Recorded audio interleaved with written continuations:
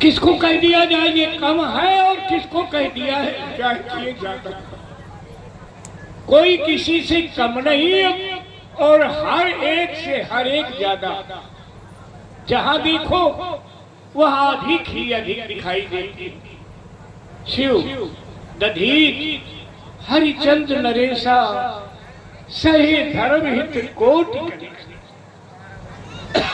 शिव दधीच हरिश्चंद्र आदि ऐसे महिपाल जिन्होंने धर्म के लिए न जाने कितने कष्ट सहे, कितने कष्ट सहे।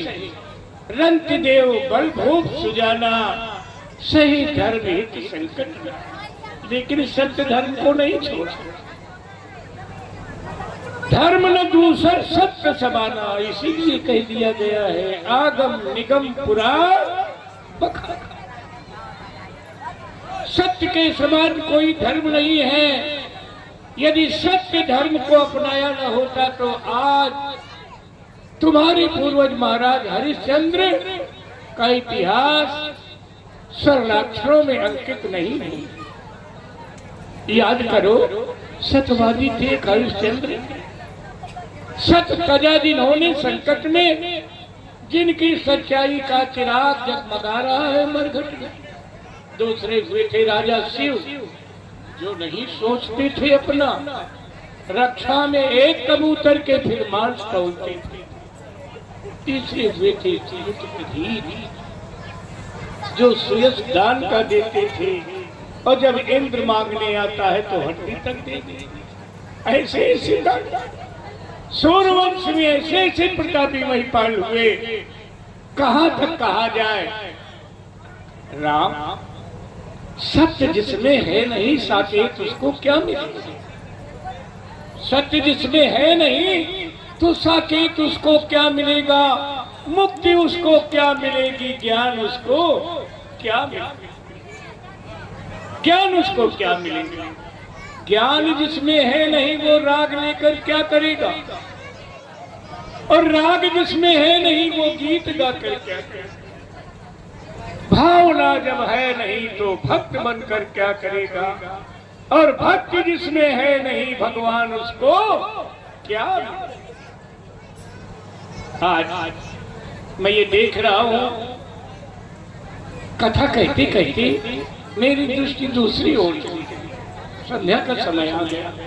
भास्कर भगवान अस्ताचल की ओर गमन कर रहे हैं और ऐसे समय पर पहले भी मैंने निष्प्रवेश मैं आए सुदीना तो सब ही संध्या बंदन की। ये दुजात मात्र प्राणी का धर्म है। ब्राह्मण क्षत्रिय और वैश्य को 3 काल की संध्या करनी अति आवश्यक होती है। इसलिए लाल तुम जाओ, दोनों भाई संध्योपासन करो और मैं भी करूं। तुम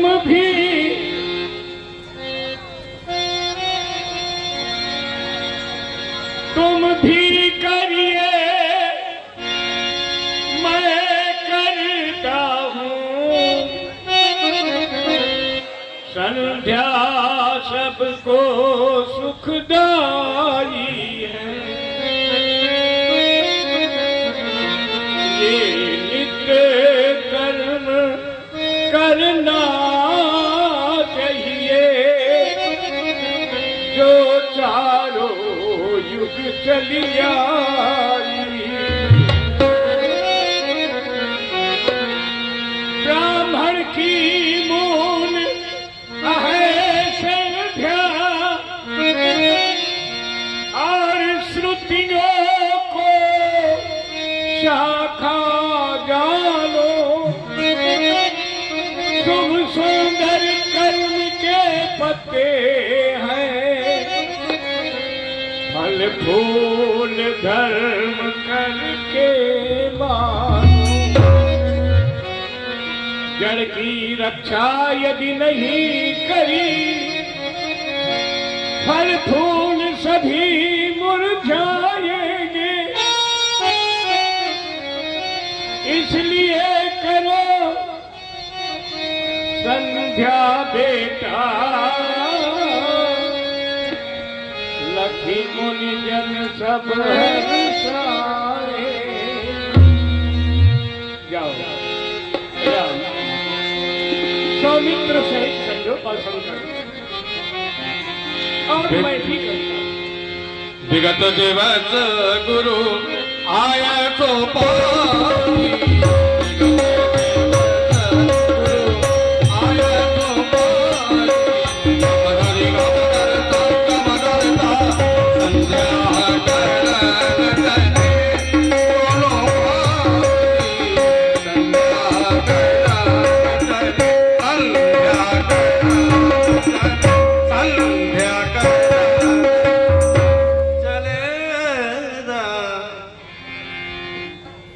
भगवान भास्कर की रत्तिम किरणें अब अस्ताचल की ओर पदार्पण कर रही हैं। अस्तु आज हम दोनों बंधुओं को पूज्य गुरुदेव भगवान के द्वारा नित्य प्रति की बात माँ संध्या देवी की वंदना उपासना और अर्चना करने का आदेश प्रदान किया गया है। संध्या वंदन करना हमारा परम कर्तव्य है और जो प्राणी अपने कर्तव्य से विमुख हो जाते हैं उनके लिए बताया जाता है सो परत दुख पावही फिर धुनि धुनि पछिताहि काल ही कर्म ही ईश्वर ही मिथ्या दोष लगाए। जब यह प्राणी अनेक प्रकार के कष्टों को पाता है तो कभी समय कभी भाग्य और कभी ईश्वर इन तीनों पर झूठा दोषारोपण किया करता है। लेकिन जब यह प्राणी अपने कर्तव्य का पालन करता है तो उत्तर स्वरूप में प्राप्त होता है। कर्म प्रधान विश्व करी राखा जो जस करई सो तस फल चाखा। गुरुदेव भगवान ने सिखाया उत्तमो सूर संहिता मध्यमो लुप्त भास्करा कनिष्ठा तारकोपेता सायं संध्या त्रिधा स्मृता। उत्तम संध्या वह होती है जब भगवान भास्कर अपने रत्तिम किरणों के साथ नभ मंडल में उदित हो। मध्यम संध्या वह होती है जब भगवान भास्कर अपनी रत्तिम किरणों के साथ अस्ताचल की ओर पदार्पण करते हैं। और कनिष्ठ संध्या वह होती है जब नभमंडल में तारेगण उदित हो। देखो ना भैया कितना पावन समय है, नभमंडल में तारेगण भी उदित है। हे माँ नित्य प्रति की बात आज भी हम आपकी वंदना कर रहे हैं, स्वीकार करें माँ।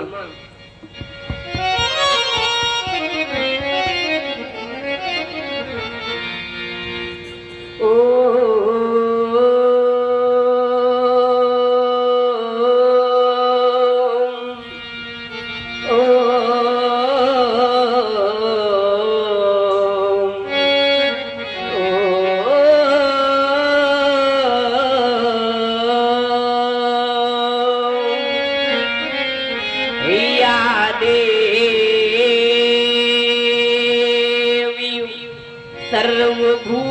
सर्वभूतेषु शक्ति रूपेण स्थिता। हे माँ नित्य प्रति की बात आज भी हमारा वंदन और अभिनंदन स्वीकार करे माँ। या देवी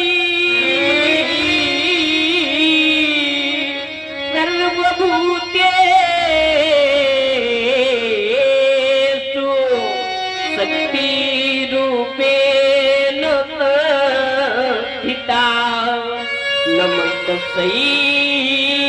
नमः तस्यै नमः तस्यै नमो नमः। जब संध्या का समय समीप हो तो हमें संध्या देवी के साथ साथ आराध्य देव का भी ध्यान करना चाहिए।